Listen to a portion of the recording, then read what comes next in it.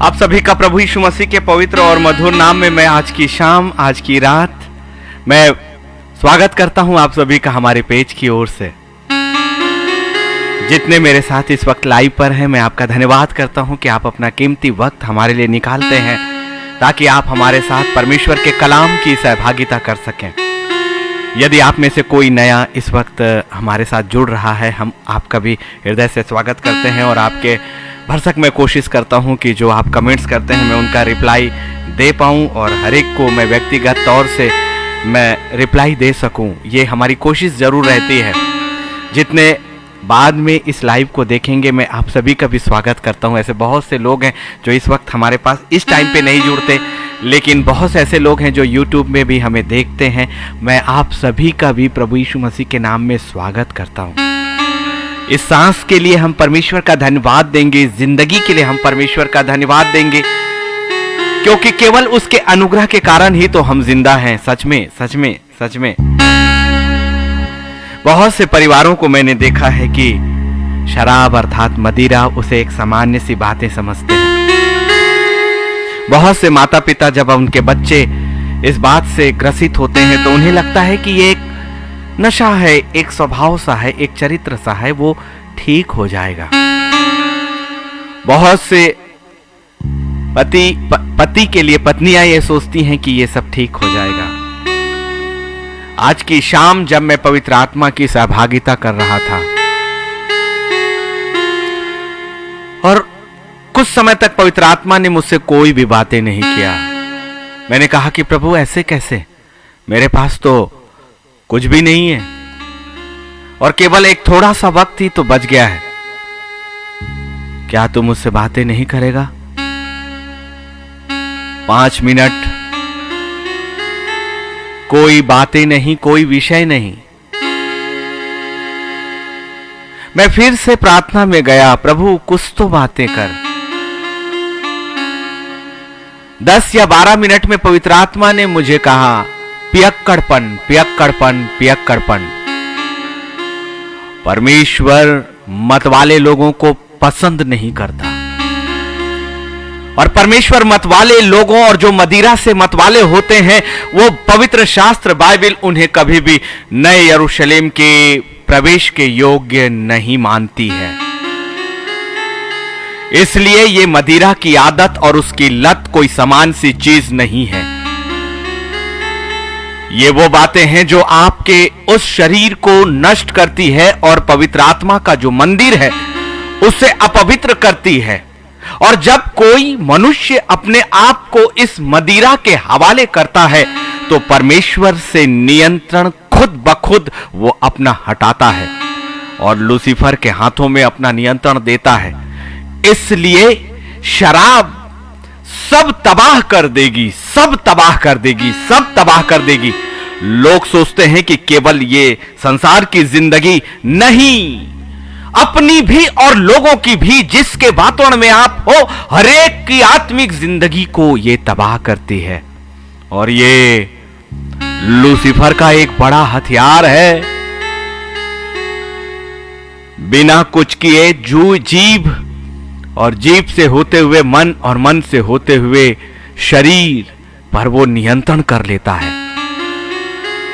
ये धीरे धीरे ही सही, ये एक ऐसा जकड़न और एक ऐसी जंजीर है जो आपको आत्मिक जिंदगी से अलग करती है, नए यरूशलेम तक जाने से हमेशा के लिए रोकती है और न सिर्फ एक को परंतु अनेकों की जिंदगी को यह तबाह करती है। इसे शराब सब तबाह कर देगी, आपकी आत्मिक जिंदगी भी। इसलिए परमेश्वर का हम धन्यवाद करते हैं कि आज का वो कलाम पवित्र आत्मा ने कुछ समय के बातें करना शुरू किया और फिर वो सिलसिला चलता रहा अपने वचनों की गहराइयों में ले जाने का। और जो कुछ भी उसने मुझसे बातें करी वो आपके सामने सीधे आएंगे। मुझे भी नहीं मालूम कि पवित्र आत्मा कौन सी बातों को और कुछ रहस्यों को लेकर हमें समझाएगा, लेकिन उसका अंतिम प्रकाशन तो नया यरूशलेम ही है, हमारी आत्मिक जिंदगी ही है।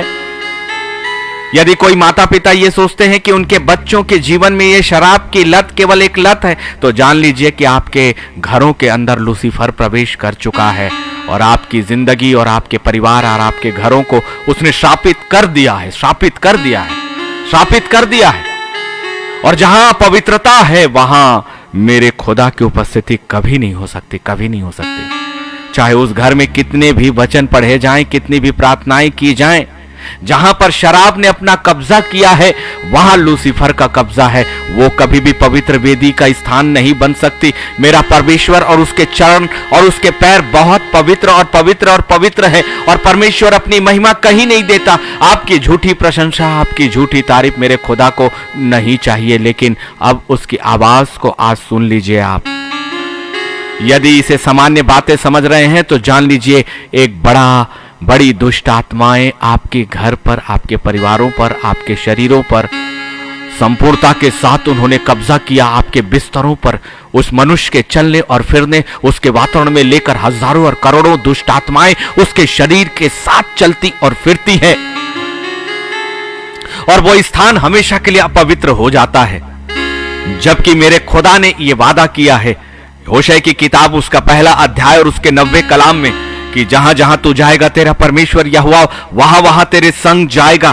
लेकिन जहां पर पियक्कड़पन और मतवालापन है वो वातावरण कभी भी पवित्र नहीं हुआ, कभी भी नहीं हुआ। ये मैं नहीं, वचन आज मुझे उन गहराइयों तक लेकर गया है। आइए आज का ये सेशन हम प्रारंभ करें पवित्र आत्मा के साथ, उसके धन्यवाद के साथ।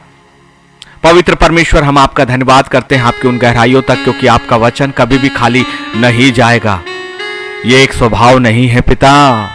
पियक्कड़पन, मतवालापन, जो शब्द तूने अपने वचन में कहे हैं, ये बाड़ा है, ये जंजीर है जिसका एक सिरा लूसीफर के हाथों में है, और ये वो रास्ता है जिससे होकर शरीरों में और शरीरों से होकर वो हमारे वातावरण में प्रवेश करता है, हमारे घरों में, घरों की शांतियों में, पारिवारिक जीवन में, आने वाली खुशियों में, आपकी संगति में सब कुछ तहस नहस, सब कुछ बर्बाद, क्योंकि ये उसका सबसे बड़ा हथियार। धन्यवाद प्रभु कि आपकी आत्मा आज हमसे बातें करने जा रही है, यीशु मसीह के नाम पर, आमीन आमीन। आइए वो गीत जो गहरी है नदियां, जाऊं कैसे उस पार रे, आइए इस गीत को हम सुनते हैं एक बार फिर आपके सामने।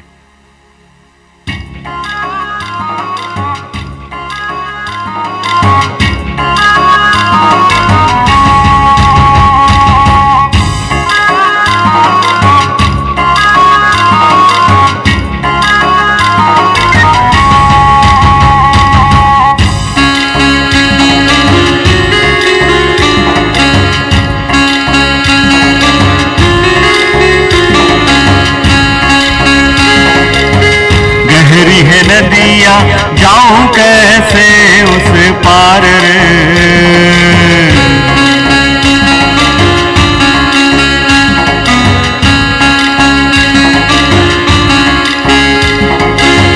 गहरी है नदिया जाऊं कैसे उस पार रे, प्रभु बन जाओ मोर नाव खेवैया,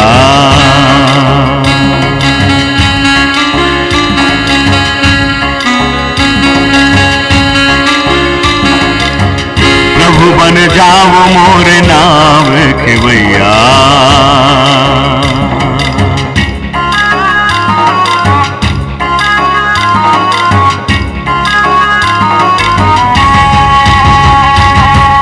गहरी है नदिया जाऊं कैसे उस पार रे, गहरी है नदिया जाऊं कैसे उस पार रे, प्रभु बन जाओ मोर नाव खेवैया।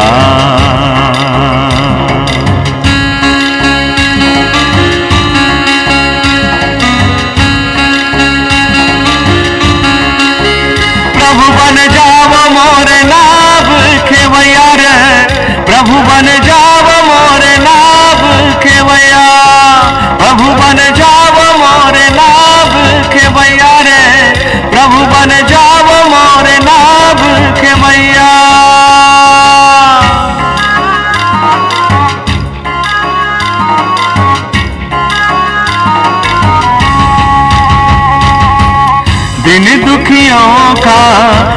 ही सहारा।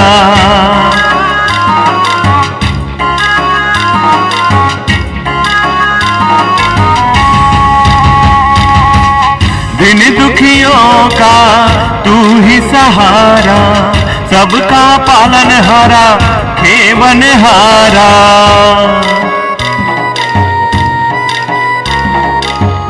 दिन दुखियों का तू ही सहारा, सबका पालनहारा खेवनहारा। प्रभु बन जाओ मोरे प्राण बचैया,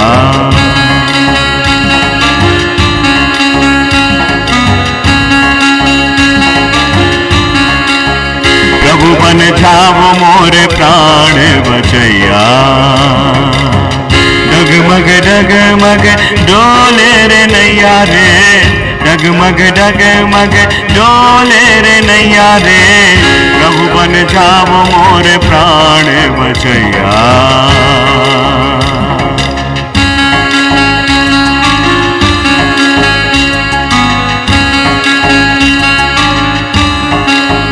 प्रभु बन जाओ,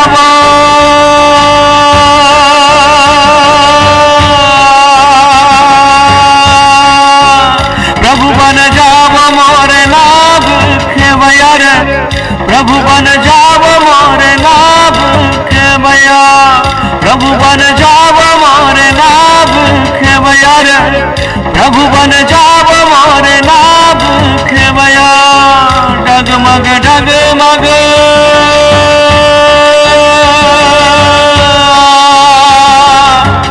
डगमग डगमग डोले रे नैया रे, डगमग डगमग डोले।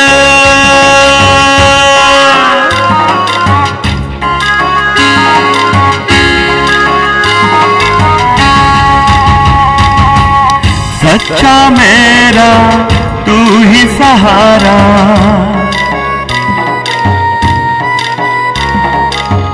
तू ही है तो मिलेगा किनारा।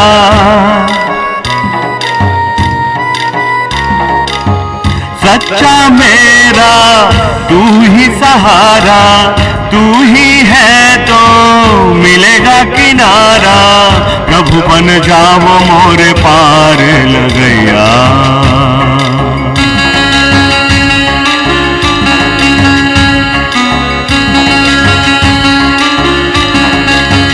प्रभु बन जाओ मोरे पार लगैया।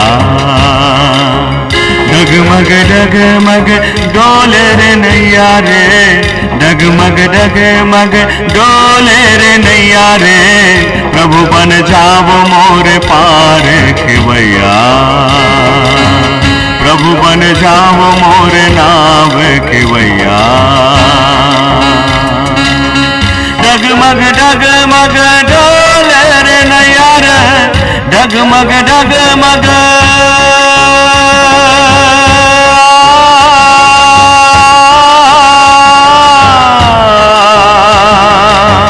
एक तू ही पार खेवैया रे, एक तू ही पार लगया। कहाँ जाऊँ मैं तुझको छोड़ के, किसको देखूं प्रभु तू ही मेरा पार लगया। प्रभु मोरे बन जाओ पार लगया रे, प्रभु बन जाओ मोरे नाव खेवैया। तू ही मेरा पार लगया रे, जीवन नाव को पार लगाए। तू ही मेरा सच्चा साथी रे, तू ही मुझको पार लगाए। तू ही मुझको पार लगाए रे, तू ही मुझको पार लगाए।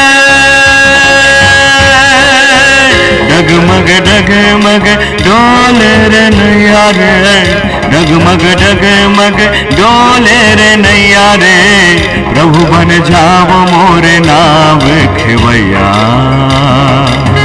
प्रभु बन जाओ मोरे नाव खेवैया। प्रभु बन बन जाओ मोरे नाव खेवैया।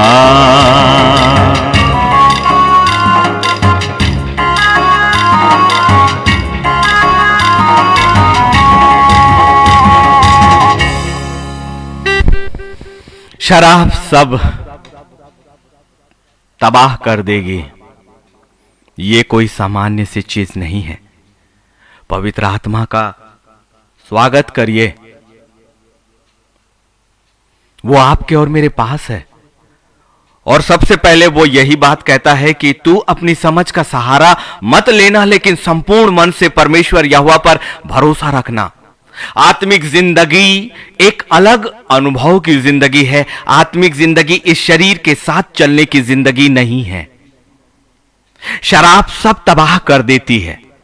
यदि आप इसे एक समान सी बात समझते हो तो सतर्क हो जाइए, क्योंकि ये लूसीफर की एक बहुत बड़ी चाल है जो परिवारों के अंदर प्रवेश करके सब कुछ तबाह करती है। यदि इस संसार का वो तबाह करती तो ठीक था, लेकिन वो आत्मिक जिंदगियों का रास्ता बंद कर देती है, नए यरूशलेम में प्रवेश बंद कर देती है। परिवार के बीच का जो आनंद, जो परमेश्वर ने एक आशीष दिया है, वो उसे तबाह करती है। और ये मैं नहीं, पवित्र शास्त्र बाइबल ही इन बातों को कहती है। जिसे हमने एक सामान्य मनुष्य का स्वभाव समझ लिया, जिसे एक लत समझ लिया, जिसे एक आदत समझ ली, जिसे एक चरित्र समझ लिया, जिसे एक नशे के बंधन में हमने समझा, ये उससे ऊपर कुछ और है। यदि ये इतना महत्वपूर्ण नहीं होता, ये केवल एक लत सी होती, केवल एक चरित्र में एक गिराव होता, तो उसके लिए पवित्र यीशु का लहू पर्याप्त होता। लेकिन पियक्कड़पन और मतवालापन एक ऐसा बड़ा हथियार है, एक ऐसी बड़ी दीवार है जो परिवारों और इस संसार को तो तबाह करता ही करता है, लेकिन सबसे बड़ा वो आत्मिक जिंदगी के रास्ते में आता है और कभी भी ये आत्मिक जिंदगी तक पहुंचने नहीं देगा, क्योंकि ये वचन ने घोषित किया है इस बात को। इफिसियों की किताब उसका 5वां अध्याय और उसका 18वां कलाम। पवित्र आत्मा आपके और मुझसे आज बातें करेगा, हमारे घरों से आज हम आत्मिक युद्ध को लड़ेंगे, क्योंकि यदि इन बातों ने हमारी जिंदगी को तबाह किया है, परिवारों को तबाह किया है, रिश्तों को तबाह किया है, तो अब उसे बाहर जाना होगा। यदि आपने अपना घर लूसीफर के लिए खुला छोड़ा है, तो अब आत्मिक युद्ध को आपको ही लड़ना है, आपको ही लड़ना है, और पवित्र आत्मा आपके साथ है। और अब हमें उन्हें बाहर करना होगा, उन दुष्ट आत्माओं को जो शराब की, मतवालेपन की, पियक्कड़पन की आत्माएं घरों में प्रवेश करके न सिर्फ आपकी इस संसार की जिंदगी, पारिवारिक जिंदगी, परंतु वह आत्मिक जिंदगी को भी तबाह कर रही है। इफिसियों उसका 5वां अध्याय उसका 18वां कलाम। और दाखरस से मतवाले ना बनो, क्योंकि इससे लुचपन होता है, पर आत्मा से परिपूर्ण होते जाओ। इसका मतलब कभी पवित्र आत्मा ने इन गहराइयों को आज मुझे समझाया है कि दाखरस से मतवाले ना बनो।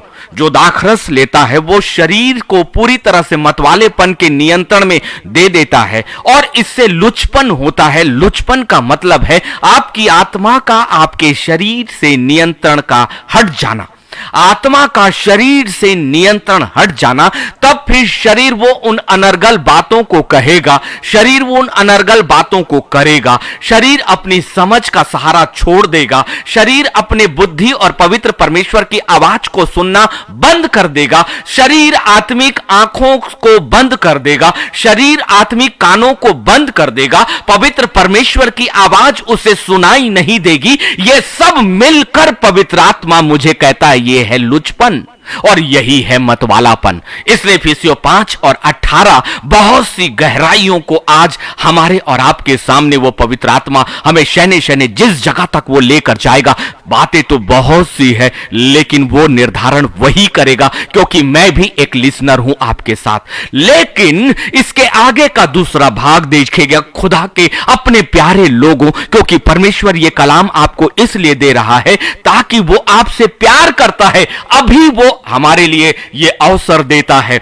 दाखरस अर्थात मदिरा अर्थात शराब से मतवाले ना बनो, क्योंकि इससे लुचपन होता है। जो वचन मेरे परमेश्वर यहोवा के द्वारा कह दिया गया वो वैसा ही है। यदि उसने कहा कि इससे मतवालेपन और इससे लुचपन होता है तो वो है, परंतु इसके आगे कुछ और बातें हैं।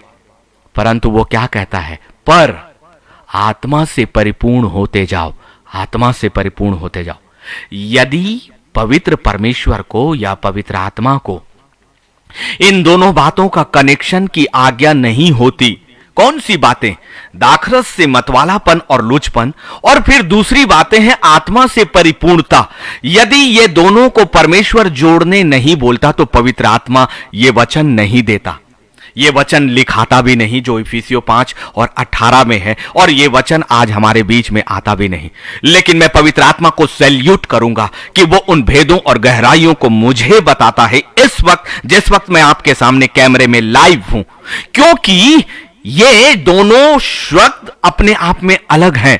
दाखरस से मतवालापन और लुचपन बिल्कुल अलग है, और आत्मा से परिपूर्णता दोनों अलग है। लेकिन जब खुदा ने पवित्र आत्मा को इन दोनों को जोड़ने की आज्ञा दी तो इसके पीछे एक रहस्य है। वो ये है कि जहां आत्मा की परिपूर्णता होती है वहां मतवालापन और लुचपन नहीं होता।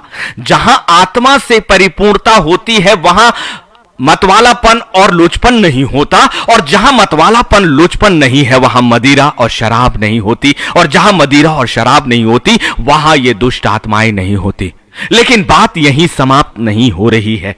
इसका दूसरा अर्थ अब पवित्र आत्मा मुझे प्रारंभ से इधर लेकर गया, अभी वो मुझे लेकर जाता है आत्मा से जो परिपूर्ण है, अर्थात आखिरी से प्रारंभ की ओर। इफिसियों 5 और उसके 18 में जो आत्मा से परिपूर्ण है वो कभी भी मतवालेपन और लुचपन में नहीं होगा।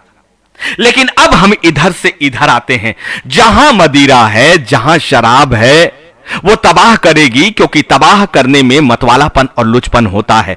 और जहां मतवालापन और लुचपन है वहां आत्मा नहीं है, वहां आत्मा नहीं है, वहां आत्मा नहीं है। इसीलिए आज का प्रारंभ पवित्र आत्मा ने कौन से शब्दों से किया कि जिसे आप लत समझते हो, जिसे आप चरित्र समझते हो, जिसे एक नशे की आदत समझते हो, वो उससे भी कहीं अलग चीज है। क्योंकि वचन इफिसियों 5 और 18 तो कुछ और कहता है। दाखरस से मतवालापन और लुचपन होता है, परंतु आत्मा से परिपूर्ण होते जाओ, क्योंकि यह कहता है कि इससे छोड़ोगे तो आत्मा से परिपूर्ण हो जाओगे। इसका मतलब जहां शराब है वहां आत्मा कभी नहीं आ सकती, कभी नहीं आएगी, उस जगह पर कभी नहीं आएगी। इसलिए मैंने कहा ना कि यह साधारण चीज नहीं है। जहां इसके पीछे शरीर और मन और विचारों का नियंत्रण गया, जिसने शराब से अपना सौदा कर लिया, वो उसने दुष्ट आत्माओं के हाथों में अपनी जिंदगी का सौदा कर लिया है, अपने भविष्य का सौदा कर लिया है, और अपने पीछे भरे पूरे परिवार और उनकी जिंदगियों का भी वो सौदा करता है।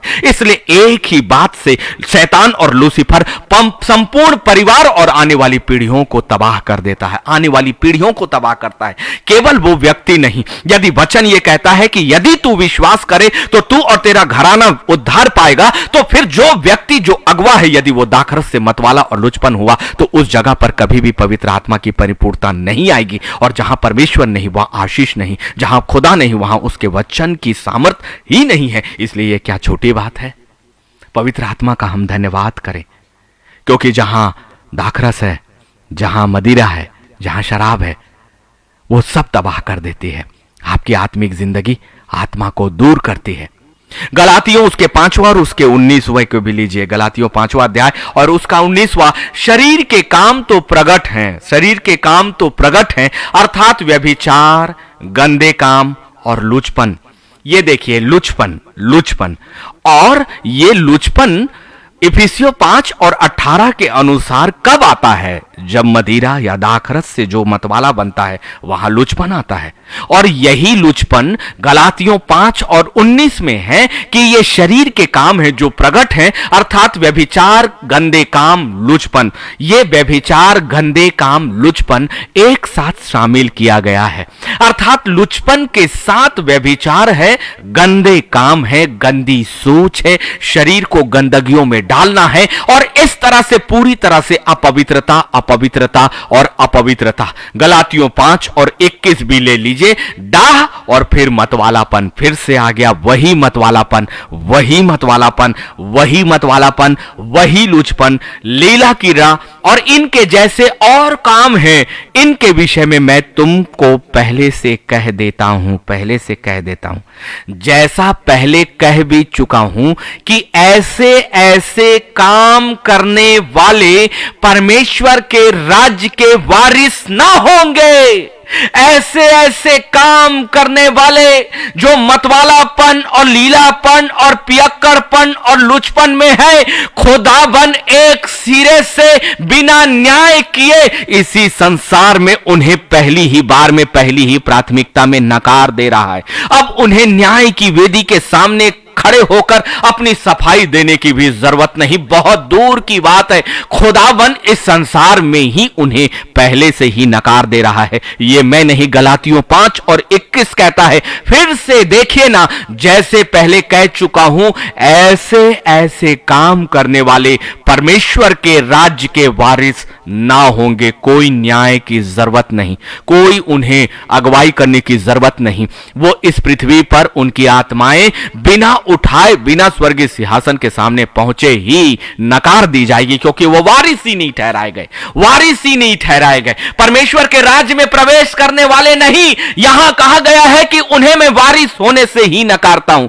वारिस जो होता है उन्हें परमेश्वर मौका देता है। आप और मैं वारिस हैं तब तो परमेश्वर का अनुग्रह हम पर हुआ है, तब तो पवित्र आत्मा हमसे बातें कर रहा है, और परमेश्वर ने यह पवित्र आत्मा को आज्ञा दी है कि मेरी संतानों तक जाकर ये बातें को पहुंचाओ, क्योंकि ये साधारण बातें नहीं है। हम मनुष्यों की और लूसीफर की सेवा, और मनुष्यों और लूसीफर और खुदावन की सेवा नहीं कर सकते। इस देह को हम दो भागों में बांट नहीं सकते, इस देह को अपवित्र और पवित्र के साथ मिला नहीं सकते, और इसलिए हमें वारिस होने का अधिकार पहले ही खोते हैं। जहां शराब और जहां लुचपन की आत्माएं हैं, जहां मतवालापन है, जहां पियक्कड़पन है, वो जगह कभी भी पवित्रता की नहीं है, और परमेश्वर पहले ही उन्हें वारिस होने से नकारता है, पहले ही वारिस होने से नकारता है। आपने इसे बहुत साधारण सी चीज समझ कर रखी है। लेकिन अब याकूब 4 और 7 क्या कहता है? इसलिए ये हमारे बस की बात यदि नहीं है तो हमें किसकी अधीनता में जाना चाहिए? ये शराब एक लूसीफर का एक हथियार है।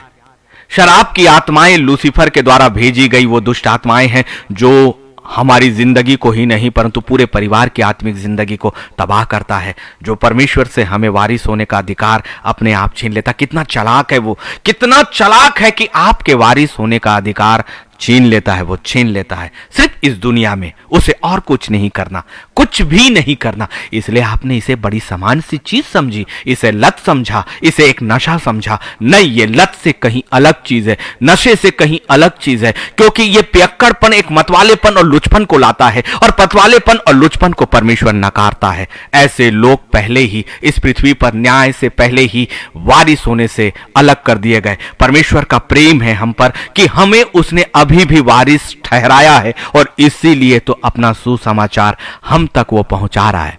याकूब 4 और 7 कितनी बड़ी बात वो कहता है। इसलिए परमेश्वर के अधीन हो जाओ, परमेश्वर के अधीन हो जाओ, परमेश्वर के अधीन हो जाओ। अधीनता मतलब अधीनता, और इसलिए नीति वचन 3, 5 और 6 इस कलाम से जुड़ा हुआ है। परमेश्वर की अधीनता का मतलब तुम अपनी समझ का सहारा मत लेना, लेकिन संपूर्ण मन से परमेश्वर यहोवा पर भरोसा रखना। यही तो है परमेश्वर के अधीन होना, जो नीति वचन 3 और 5 और 6 में आत्मा सबसे पहले आपको कहता है। परमेश्वर यहां याकूब 4 और 7 में आपको एक आज्ञा देता है, इसलिए परमेश्वर के अधीन हो जाओ। लेकिन यहां उसने बात खत्म नहीं की, परंतु जो परमेश्वर के अधीन है वो इस संसार से स्वतंत्र है, जो परमेश्वर के अधीन है वो लूसीफर से स्वतंत्र है, जो परमेश्वर के अधीन है वो पियक्कड़पन से स्वतंत्र है, जो परमेश्वर के अधीन है वो लुचपन से स्वतंत्र है। इसलिए स्वतंत्रता हमारे लिए आ गई।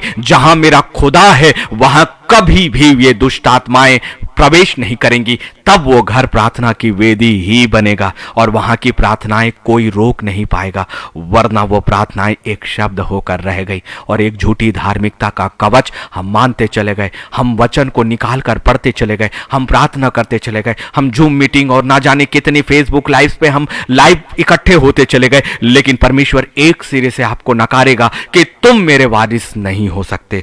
इसलिए परमेश्वर के अधीन में अब हमें आना होगा, अपने परिवार को लाना होगा। और एक मुखिया कोई भी हो सकता है। आपको लगता है ना कि मुखिया सिर्फ पके बाल वाले होते हैं क्या? मुखिया केवल ज्यादा आयु वाले होते हैं, नहीं, वचन के अनुसार देखिए। शामुएल जब मुखिया के रूप में चुना गया तब वो 3 वर्ष का था। दाऊद जब एक मुखिया के रूप में चुना गया तब वो 11 वर्ष का था। परमेश्वर आपके शरीरों से नहीं, आपकी आत्मा से आपको देखता है। वो आत्मा जो पवित्र परमेश्वर के लिए परिवार में सबसे पहले अधीनता में चली गई, वो है उस परिवार का मुखिया जो परमेश्वर की वेदी के सामने मध्यस्थता करता है। एक मध्यस्थ एक बच्चा भी हो सकता है, एक मध्यस्थ एक पत्नी भी हो सकती है, एक मध्यस्थ एक बेटी भी हो सकती है, एक मध्यस्थ एक बेटा भी हो सकता है। परमेश्वर की अधीनता में जो सबसे पहले आत्मा गई, वो पूरे परिवार को परमेश्वर की अधीनता में लाने का कारण बनेगी। और लुचपन अर्थात शैतान का सामना करने खुदा कह रहा है अभी वक्त है। यदि वो लुचपन की आत्माएं, वो मतवालेपन की आत्माएं, वो पियक्कड़पन की आत्माओं ने यदि आपके परिवारों के अंदर प्रवेश किया है तो आपको उसका सामना करना होगा। और ये सामना आत्मिक रूप से होगा। बहुत से लोग ये कहते हैं कि इन्हें हम किसी नशा मुक्ति केंद्र में भेज देंगे तो वहां से चली जाएंगी। वो नशा मुक्ति केंद्र केवल शरीर को नियंत्रित कर सकते हैं, वो शरीर को अपने अधीनता में ला सकते हैं, लेकिन परमेश्वर की अधीनता में आपकी आत्मा को लाना होगा। तब वो शरीर खुद ब खुद उस आत्मा के अधीनता में चला जाएगा। जब आप परमेश्वर की अधीनता में अपनी आत्मा को लाते हो तो फिर इस आत्मा की अधीनता में आपका शरीर चला जाएगा। और जब वो आत्मा की अधीनता में वो शरीर चला जाएगा तो लुचपन की आत्माएं, मतवालेपन की आत्माएं, पियक्कड़पन की आत्माएं आपको छोड़कर ऐसे भागेंगे, ऐसे भागेंगे, ऐसे भागेंगे जो कभी आपके परिवार की ओर दृष्टि नहीं करेंगे। इसलिए याकूब 4 और 7 अपने और अपने परिवार को परमेश्वर की अधीनता में ले आओ, अधीनता में ले आओ। आत्मिक जिंदगी संसार की जिंदगी से बहुत अलग है, लेकिन आत्मिक जिंदगी में जीना ज्यादा आशीषित है, ज्यादा सुरक्षित है, ज्यादा रुपयों और पैसों और धन धान से परिपूर्ण हो जाना है। मेरी जिंदगी इसका जीता जागता एक गवाही, एक उदाहरण है। जब से मैंने परमेश्वर को जाना और 20 और 22 वर्षों में 3 मेजर हार्ट अटैक होने के बावजूद भी कभी मेरे हार्ट के दिल की धड़कनों और पल्स का नॉर्मल कंडीशन पे रहना, अपने परमेश्वर की स्तुति करना, महिमा करना, बड़ाई करना, बड़े बड़े उसके सारे कार्यों के लिए उस बोझों को उठाना, ये मैं अपनी तारीफ नहीं, परमेश्वर की तारीफ करता हूं। परमेश्वर की अधीनता हमें मृत्यु से स्वतंत्र करती है, मृत्यु से स्वतंत्र करती है। याकूब 4 और उसका 7, परमेश्वर के अधीन हो जाओ। बात यहीं खत्म नहीं, और अब इसके आगे पवित्र आत्मा परमेश्वर आपसे कुछ और बातें कह रहा है। 2 बातें हैं, 2 आज्ञाएं हैं और 2 सुसमाचार है। यहां पर 2 सुसमाचार। सुसमाचार किसे कहते हैं? सुसमाचार वो शुभ समाचार है जिससे आपकी आत्मा नए यरूशलेम में पहुंचेगी। ये सुसमाचार वो सच्चाई है जो हमें अंदर तक आत्मा को पहुंचता है और फिर हम लूसीफर की चालों को जानने लगते हैं, उसके रहस्यों को जानने लगते हैं और फिर अपने परमेश्वर के रहस्यों को भी जानने लगते हैं। और ये आत्मिक साम्राज्य एक रहस्य भरा साम्राज्य है और इस रहस्य तक केवल एक लेवल के बाद ही पहुंचा जा सकता है। एक एक रहस्य वो तब खोलेगा जब एक एक अवस्थाओं में आप आत्मा के अधीनता में जितनी ज्यादा होते जाओगे, जितना ज्यादा आप अपने शून्य करोगे, उतने ज्यादा रहस्यों तक परमेश्वर आपको भेजेगा, क्योंकि जितनी ज्यादा अधीनता उतना ज्यादा आत्मिक आपकी अवस्था है और जितनी ज्यादा आपकी आत्मा की अवस्था होगी उतना ज्यादा प्रकाशन, उतनी ज्यादा सामर्थ। और यह सामर्थ इस संसार की आंखों के से दिखने वाली सामर्थ नहीं है। बहुत कुछ जो आपके हाथों में आ गया इस वक्त, बहुत कुछ जो आपकी आंखों में आ गया इस वक्त, बहुत कुछ जो आपके जुबान पर आ गया इस वक्त, क्योंकि याकूब 4 और 7 के आगे प्रभु हमें लेकर जा रहा है। शैतान का सामना करो, शैतान का सामना करो। तुम परमेश्वर के अधीन में हो जाओ, लेकिन अधीन में होकर ही उसी जगह पर मत रहो। वचन ने यह नहीं कहा कि तुम प्रार्थना करते रहो, प्रार्थना करते रहो। कुछ लोग सारी जिंदगी भर प्रार्थना ही करते हैं और उसे ही अपने परमेश्वर की अधीनता समझते हैं। ऐसा नहीं है। कुछ लोग जीवन भर आराधना करते हैं और उन्हें लगता है कि यही आत्मिक जिंदगी है। कुछ लोग जिंदगी भर प्रचार करते हैं और उन्हें लगता है कि यही आत्मिक सेवा है। कुछ लोग जिंदगी भर कलीसियाएं स्थापित करते हैं, चर्च चलाते हैं और उन्हें लगता है यही आत्मिक जिंदगी है। खुदा का वचन क्या कहता है उसे देखिए। याकूब 4:7 परमेश्वर की अधीनता में होना और उसके बाद शैतान का सामना करना ही आत्मिक जिंदगी है। यदि एक भाग आपने लिया लेकिन दूसरा भाग नहीं, आत्मिक जिंदगी का एक बराबर का 50% का हिस्सा वो है शैतान का सामना करने वाले, शैतान का सामना करने वाले। यदि परमेश्वर की नजदीकी आपने लाई, पवित्र आत्मा से आपने भरा, पवित्र परमेश्वर की अधीनता में ले आए, तो यह हथियारों को प्राप्त करने वाला भाग है। लेकिन हथियारों को चलाने वाला भाग कहां है आपकी जिंदगी का? शैतान का सामना करने वाला भाग कहां है? जबकि याकूब 4:7 कहता है पवित्र परमेश्वर की अधीनता और शैतान का सामना, तब वो तुम्हारे सामने से भाग खड़ा होगा। और जब वो तुम्हारे सामने से भाग खड़ा होगा तभी तो नए यरूशलेम का दरवाजा हमें दिखाई देगा, क्योंकि वो जब तक हमारे सामने है नया मार्ग, सत्य का मार्ग, नए यरूशलेम का मार्ग हमें देखने ही नहीं देगा, देखने ही नहीं देगा। इसलिए आत्मिक जिंदगी के दो भाग हैं, दो भाग हैं। शराब सब तबाह कर देगी। इससे पहले कि यह शराब केवल एक नशे की चीज नहीं है, यह शराब दुष्ट आत्माओं और लूसीफर की सबसे ज्यादा ताकतवर उन दुष्ट आत्माओं और जो स्वर्ग से आने वाली वो दुष्ट आत्माएं हैं, जो शराब और मतवालेपन और लुच्चेपन से भरी हुई ऐसी भयानक शक्तियों को प्राप्त दुष्ट आत्माएं उन मनुष्यों के शरीरों और उसके बाद उनके वातावरण और उनके बाद उनके रिश्तों पर और उनके घर, उनके बिस्तर, उनके कपड़े, उनके हर एक वस्तुओं को वो अशुद्ध करते हैं, उन पर अपना नियंत्रण करते हैं, उन वहां से अपना कब्जा करते हैं, पूरी तरह से वो उनमें समा जाते हैं और फिर उन्हें अपने अधीनता में कर लेते हैं। इसीलिए इसका संबंध याकूब 4:7 मैंने कहा प्रभु इसे तो मैंने दूसरी जगह प्रचार किया था, फिर शराब सब तबाह कर देगी, इसमें इसका क्या महत्व है? खुदा ने कहा जो पवित्र आत्मा के अधीन है वो कभी भी शराब के अधीन नहीं होगा, और जो शराब के अधीन नहीं होगा, यदि वो उसके सामने भी खड़ा हुआ वो दुष्ट आत्माएं, तो शैतान का वो सामना करेगा और तब वो तुम्हारे सामने से भाग खड़ा होगा, भाग खड़ा होगा। इसीलिए धन्यवाद करिए ना खुदा का वो कलाम, और इसीलिए याकूब 4 और उसका 8 आपको और आगे लेकर चलता है। धन्यवाद करिए अपने परमेश्वर का। परमेश्वर के निकट आओ। फिर एक और है, अपने आप को अपनी आत्मा के अधीनता में ले आओ, आपकी आत्मा को अधीनता में ले आओ। फिर दूसरा टास्क है शैतान का सामना करो। फिर अब तीसरा टास्क फिर से देता है, रिवीजन है ये, परमेश्वर के निकट आओ वह भी तुम्हारे निकट आएगा। वाओ! एक बार पवित्र आत्मा की अधीनता अर्थात परमेश्वर की योजनाओं के लिए अपने आप को प्रस्तुत करना, लेकिन केवल प्रस्तुत करने से काम नहीं बनता है। अब तीसरी जो चीज है, तीसरा भाग जो आत्मिक जिंदगी का है, जो हमें पियक्कड़पन से और उन सारी चीजों से हमें न सिर्फ बचाएगा, परंतु यदि वो बातें हमारे घर में है तो अब उनका सामना कैसे करना है, एक शराब की आत्माओं का सामना कैसे करना है, ये पवित्र परमेश्वर बता रहा है। सबसे पहले कोई भी एक परिवार का जिसने अपनी आत्मा को परमेश्वर के अधीन दिया, परमेश्वर उसे उस परिवार का मुखिया घोषित करेगा, और फिर वो व्यक्ति शैतान का सामना करने के लिए पवित्र परमेश्वर की सामर्थ को लेकर अपना युद्ध प्रारंभ करेगा, और फिर वो व्यक्ति परमेश्वर के निकट आएगा, और तब परमेश्वर अपने इस कलाम के अनुसार उसके निकट आएगा, और फिर वो कहता है हे पापियों अपने हाथ शुद्ध करो और हे दुचित्ते लोगों अपने हृदय को पवित्र करो। तब हमें अपने हाथों को शुद्ध करना और दो चित्ते व्यक्तित्व को पवित्र करना है। इसका मतलब क्या है? यदि आपके मन में दो बातें हैं, संसार की बातें भी और परमेश्वर के साथ चलना भी, संसार के साथ चलना भी, परमेश्वर के साथ भी चलना, अपने संसारिक उस लुच्चेपन के साथी के साथ जीवन बिताना और पवित्र आत्मा के साथ जीवन बिताना, तो ये पवित्र आत्मा के द्वारा, खुदा के द्वारा पूरी तरह से नकारा जा रहा है, पूरी तरह से। हे दुचित्ते लोगों, दो चित्ते, दो चित्त वाले जो दो स्वामियों की सेवा करते हैं, जो संसारिक जिंदगी भी जीना चाहते हैं और आत्मिक जिंदगी जीना चाहते हैं, जो संसार में भी सब कुछ हासिल करना चाहते हैं और आत्मिक जीवन में भी सब कुछ हासिल करते हैं। एक सिरे से वचन पवित्र परमेश्वर इन बातों को पूरी तरह से नकार दे रहा है। ये सच को जानिए और सच के प्रचार को जो वचन खुद कहता है आपसे। ये याकूब 4 और 8, याकूब 4 और 7 आपके सामने है। आप इसे खुद पवित्र आत्मा से कहिए कि आपसे समझाए। आपको मेरी अगुवाई की जरूरत बिल्कुल भी नहीं है। मेरी बातों को सुनने की जरूरत नहीं है, लेकिन पवित्र आत्मा की आवाज को जरूर सुनिएगा।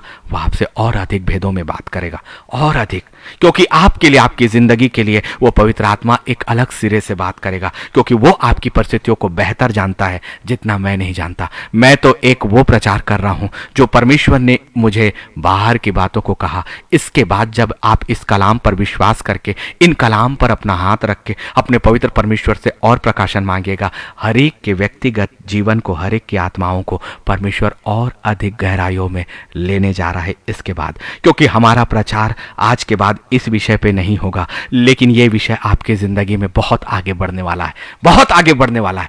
ये आत्मा मुझे इस वक्त कह रहा है, बहुतों के लिए व्यक्तिगत तौर से और गहराइयों में वो लेकर जाने वाला है, जो एक शराब के विरोध में लड़ने वाले, अपने परिवार के लिए भी और दूसरों के लिए भी। पवित्र आत्मा ये कहता है, अपने हाथ शुद्ध करो और हे दुचित्ते लोगों अपने हृदय को पवित्र करो। इसका मतलब जो दो चित्त में रहता है ना, वो कभी भी पवित्र नहीं है। इसका मतलब तो यही हुआ ना, वरना वो ये क्यों कहता दो चित्ते लोगों अपने हृदय को पवित्र करो? ये दो चित्त कहां आता है? मन और विचारों में, और हृदय में ही दो बातें एक साथ आ जाती हैं। और मनुष्य ना अपने हृदय की बातों को ही मनुष्यों से छुपा पाता है। किसी के मन के अंदर क्या है जब तक वो बताए नहीं, तब तक कोई मनुष्य उसके मन की बातों को नहीं जानता। लेकिन परमेश्वर यहोवा के आंखों के सामने आपका मन कभी नहीं छुप सकता, कभी नहीं। इससे पहले कि वो विचार आए हैं, वो विचार वो जान जाता है। इसीलिए वो कहता है, दो चित्ते लोग अपने हृदय को पवित्र करो, अपने हृदय को पवित्र करो, अपने हृदय को पवित्र करो, पवित्र करो। क्योंकि हम लुचपन की आत्मा के साथ, पियक्कड़पन की आत्मा के साथ पवित्र आत्मा की सहभागिता कभी नहीं कर सकते।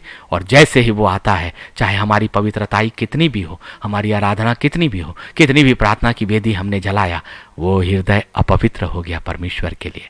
इसीलिए पहला पतरस 5 और 8, पहला पतरस 5 और 8, सचेत हो और जागते रहो, क्योंकि तुम्हारा विरोधी शैतान गरजने वाले सिंह के नाई इस खोज में है निरंतर। वो आपकी पारिवारिक जीवन को तबाह करने के लिए और एक परिवार को अनंत काल की जिंदगी में भी रोकने से, क्योंकि जो पियक्कड़पन और लुचपन में है, जो शराब में है,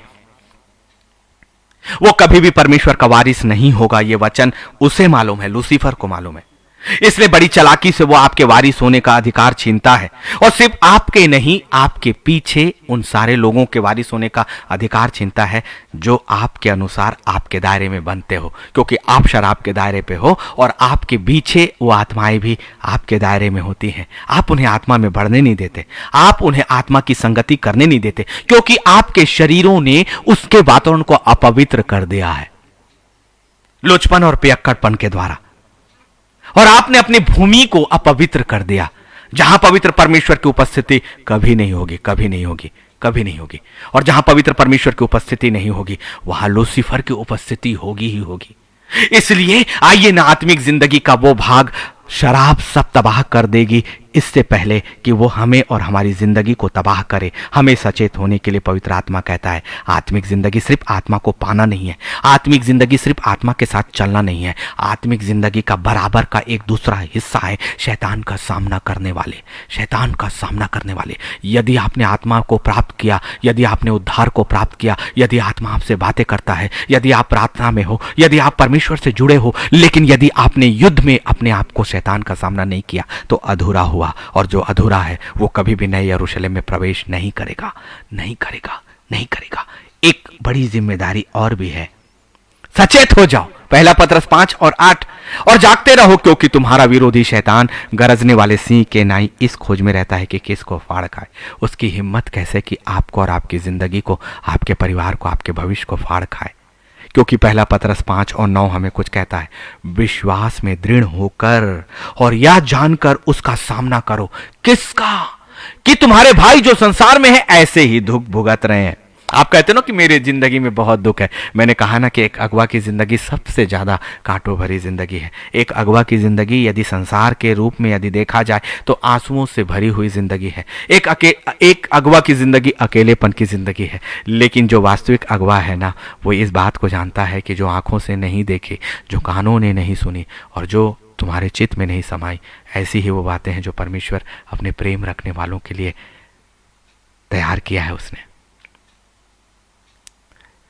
शराब सब तबाह कर देगी, इसलिए लूसीफर की जगह से हमें बाहर आना होगा और फिर उसका सामना करना पड़ेगा।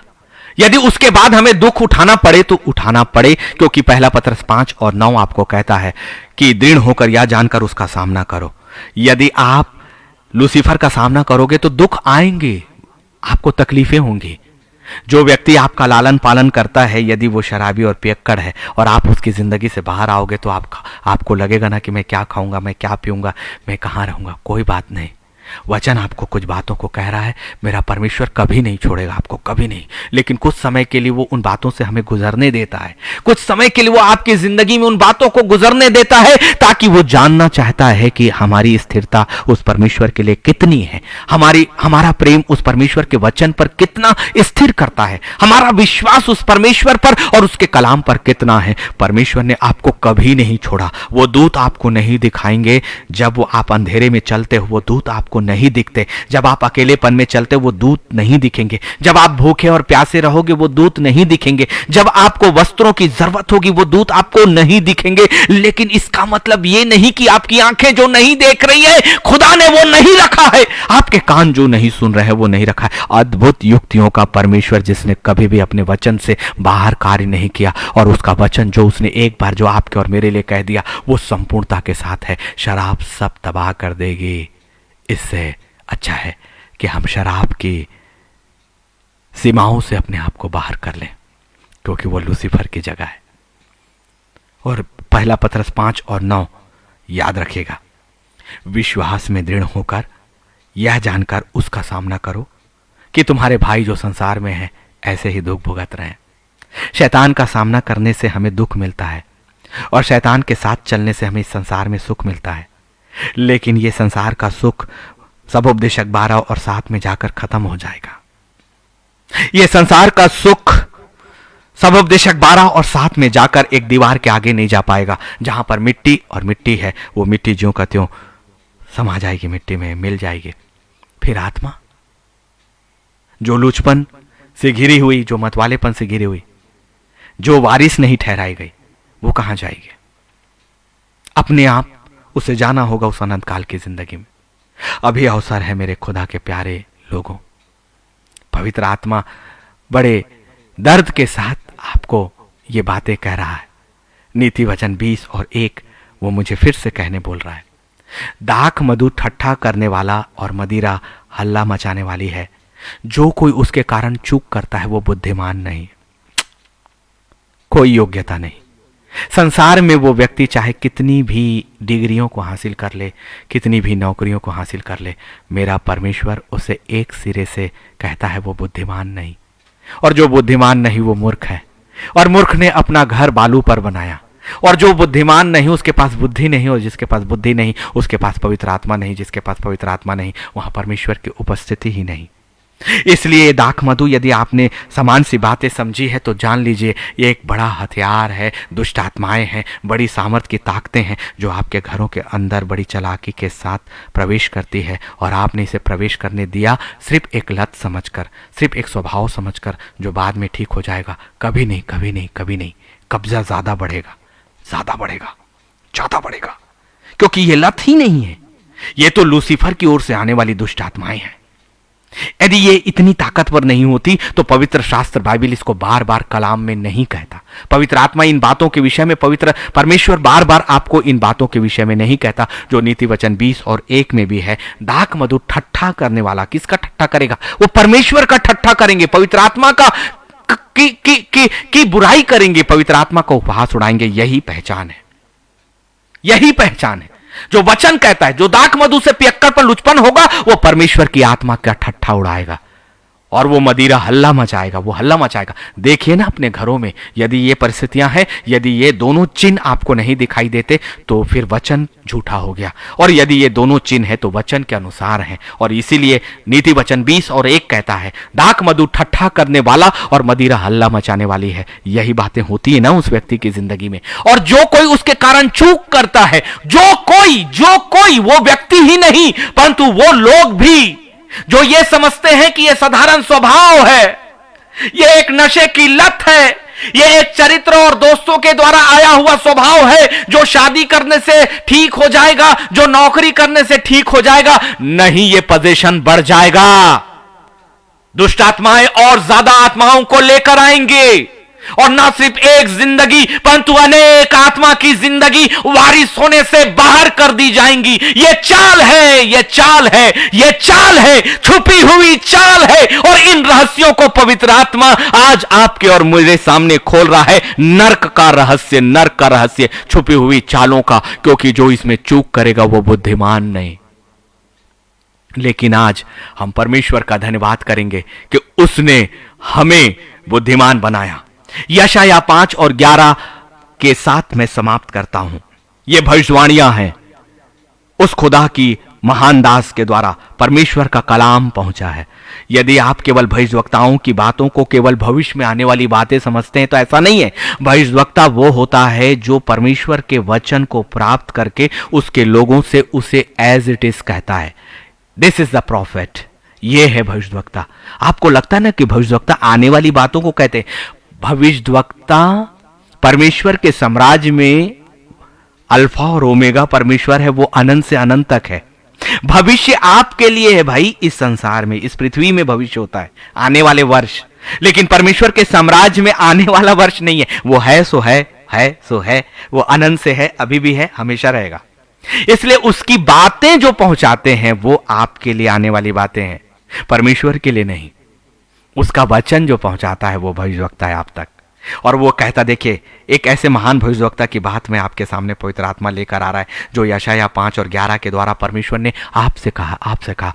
क्यों आपसे कहा पता? क्योंकि आदि में वचन था और वचन परमेश्वर था, वचन परमेश्वर के साथ था ना वचन। और ये यशाया ने जो क्या कहा, परमेश्वर का वचन कहा। और परमेश्वर का वचन क्या है? परमेश्वर है।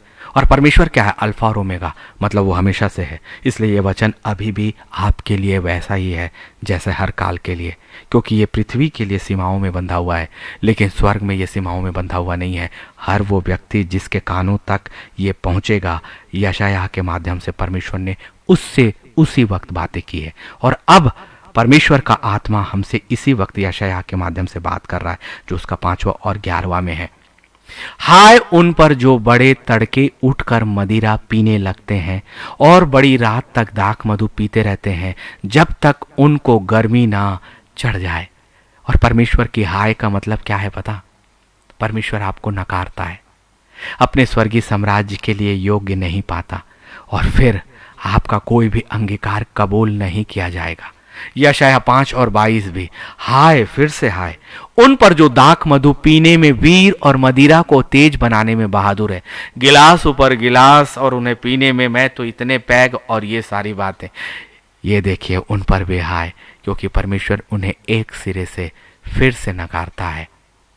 और होशे और 4:11 एक और महान भविष्यवक्ता, एक महान नबी, जिसके माध्यम से पवित्र आत्मा इसी वक्त हमसे और आपसे बातें कर रहा है। वेश्या गमन और दाख मधु और ताजा दाख मधु से तीनों बुद्धि को भ्रष्ट करते हैं। बुद्धि को भ्रष्ट करना मतलब परमेश्वर की बातों को कभी ग्रहण नहीं करेगी वो बुद्धि। और जो पवित्र परमेश्वर के वचनों को ही ना ग्रहण करे, और वचन ही तो है जो हमें शुद्ध और साफ करता है, और वचन ही तो है जो हमें तैयार करता है। मतलब ये दाख मधु सामान्य बातें नहीं है। शराब सब तबाह कर देगी, सब तबाह कर देगी। वेश्यागमन, दाख मधु, ताजा दाख मधु, ये तीनों बुद्धि को भ्रष्ट करते हैं। और जो बुद्धि भ्रष्ट है वो कभी भी नए यरूशलेम के योग्य नहीं पाई जाएगी। प्रभु का हम धन्यवाद करते हैं। प्रभु, हम आपका धन्यवाद करते हैं। ये शराब जो सब तबाह कर देगी, लेकिन अब ये शराब की आत्माओं का हम सामना करने जा रहे प्रभु, और हम इनकी चालों में भी नहीं आने वाले। या तो प्रभु तू हमें उस जगह से आजाद कर देगा, उन रास्तों से हमें बाहर ही कर देगा जहां पर दाख मधु बहता है, जहां पर मदिरा बनती है, वहां पर लुचपन है, वहां पर मतवालापन है। और ये दोनों जिन मनुष्यों के शरीरों पर है, वो आत्माएं कभी भी वारिस नहीं ठहराई जा रही, कभी भी नहीं। एक सिरे से इस संसार में ही पहले ही नकार दी जा रही। प्रभु, ये हमारे लिए गंभीर वचन है, और हम इसकी गंभीरता को लेते हैं और आपके सामने स्वीकार करते हैं। आपके वचन के लिए धन्यवाद देते हुए यीशु मसीह के पवित्र नाम में हम आपका धन्यवाद करते हैं। यीशु मसीह के नाम पर, आमीन आमीन। आप सभी को मैं धन्यवाद करता हूं आज की शाम के लिए। और शनिवार और रविवार हमारा लाइव नहीं होगा, लेकिन ठीक मंडे 9:30 बजे रात्रि को आपसे फिर एक नए कलाम के साथ मुलाकात होगी। आप सभी को प्रभु बहुत आयत की आशीष दे। जय मसीह की।